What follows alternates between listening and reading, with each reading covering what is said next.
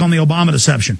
Thought it was a masterpiece, Alex. Really, I think it should be mandatory viewing for anybody in this country, especially those who voted for him, like myself, and anybody else on the planet that wants the truth about what's really going on.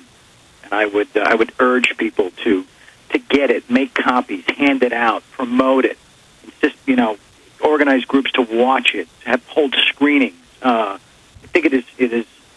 Along with Endgame, it is one of the most important documentaries ever produced, and I tip my hat to you for having the courage to deliver such an important historical piece. And I'm just just proud to know you, man. Hey, I'm proud to call you my friend. Hey, I'm proud to call you my friend. We didn't go over all the 20 points that are in your letter. Though? You know what? They speak for themselves. And the mainstream media ain't going over the 20 points either. And what does that say? What does that say, Alex? They won't even talk about them. If I'm so crazy, if I've aligned myself with so many nutbags, and how dare I'm so unpatriotic, and I'm such a complete nut job. Why won't they address what I wrote? Why won't they address what we assembled? Why won't they even look at it or even talk about it? That speaks volumes. That shows their hand. I agree, but I don't want to end this interview in the few minutes we've got left without you getting into Building 7. And you say in the piece, just watch the video of the collapse, and we have a link to the police and firemen saying, we've been told to get back, they're going to blow it up. BBC reports it's fallen completely in its own footprint. Before it falls, then they said, oh, that video is not real. Then they admitted it was real. Then they said, oh, we lost the tapes. Then they said, okay, Reuters told us it had fallen. Yeah, they didn't really have their story straight, or they got the story and then they just rolled it out early. I don't know, but the reason that that is the one point, and it's obviously number 7 because it's Building 7, that's pretty obvious. The reason that I only gave it one line is, if I'm not mistaken, wasn't it reduced to a footnote in the official report? Yeah, so that's they gave it that much attention, and the attention that we give it in the piece, I think, is really powerful, because it's just like basically saying, Mr. President, just take a look for yourself. You're a really smart guy.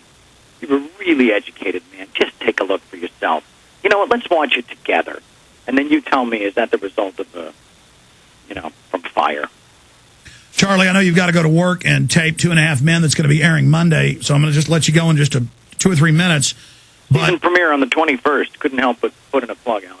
Hey, that's a great show. Guys are fans in here. Thank you. Especially Jaron. He loves it. Also, hey, Alex, big shout-out to your whole staff. Guys like Aaron and Kurt and Paul, and the guys that just work 22-hour days leading up to this thing, and they just really, really showed who they are and what they're made of and how much they care as well. And these are the guys behind the scenes that don't get the type of attention you and I get, but everybody needs to know how important they were in this whole process and launching 20 Minutes with the President. Yeah, I always almost give it its code name instead of 20 Minutes with the President. Yeah, it's tempting. It's tempting, Alex. We'll keep that between us. Yeah. Charlie, in closing, though, are you disappointed that so far the White House called you and said, look, we've seen it, we might pass on it, which shows they're leaving the door open? I know you're calling people to go out, get involved, go to town halls, go to his press conferences. You're asking, I know you've asked me to ask folks to tell people to go to the press conferences of the president, go to demonstrations. Let's make this a big issue. Let's beat the drum. Speak to that in closing and directly to Obama, because there's no doubt that the White House is watching and seeing this. Well, let's hope. Let's hope. I mean, I know, like I said, they got their hands full with a lot of other stuff, but they need to know that this really matters. This is it's all laid out in the letter that how much this has shaped the current policy and the why the landscape exists as it does today. And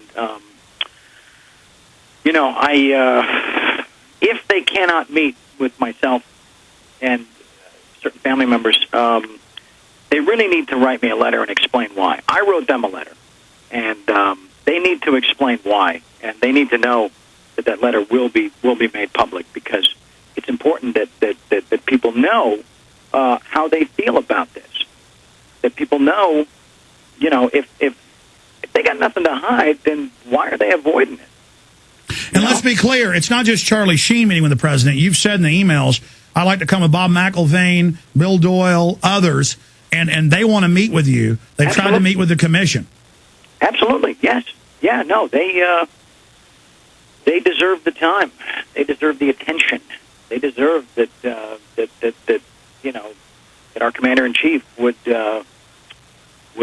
take a look at this and would hopefully say, yeah, okay, all right, this is important, this matters, and yes, I do have the power and I do have the responsibility as your president to use my executive power to enact a real investigation and to put this thing back on the front burner. Put it on the front burner, Mr. President. Enough's enough. So bottom line, you're saying at least publicly respond to the 20 questions, or just respond to 6 of the 10 commission members and 2 of the 5 council members saying it was a fraud, a criminal cover-up. Anything, Alex, just acknowledge it. Just be courageous enough and compassionate enough to acknowledge it.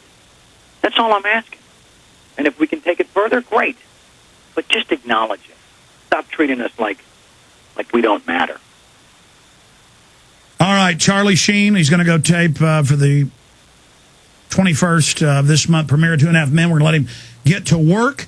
How are the fires out in Los Angeles? Getting under control? Yeah, no, these the fire teams out here did an amazing job getting this stuff put out as quickly as possible.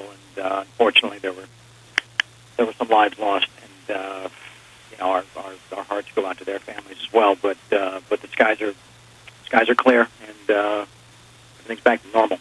Yeah, it was like a week and a half ago when I was there. It was like flying into hell, and you had ashes raining down in your backyard. Yeah, it was, it was interesting. It created sort of a symbolic climate for creating this peace as we went through it. Charlie, I love you. And I love you too, man.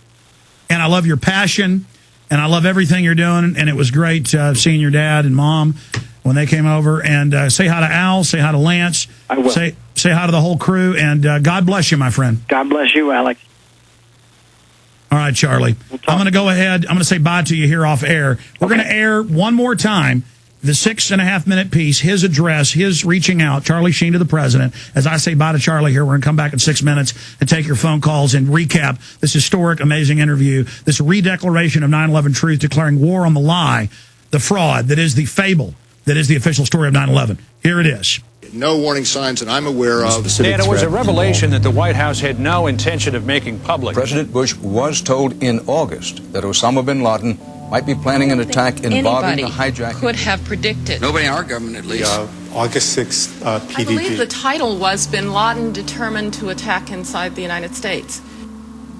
70% of family members' questions were never answered during the 9/11 Commission report. Lee Hamilton and Thomas Keane said they were set up to fail. I mean, I'm a member of the commission. It's a scam. It's absolutely disgusting.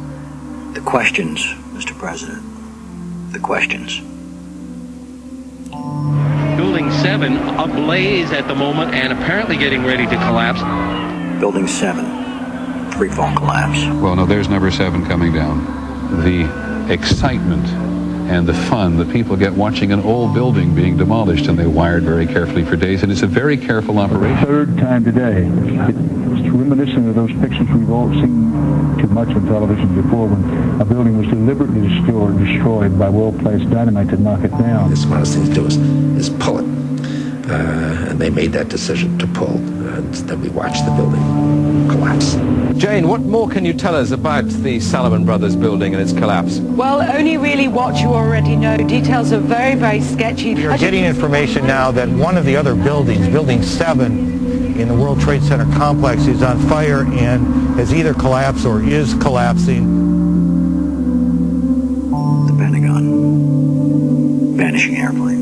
My close-up inspection, there's no evidence of a plane having crashed anywhere near the Pentagon. The only site is the actual site of the building that's crashed in. And as I said, the only pieces left that you can see are small enough that you could pick up in your hand.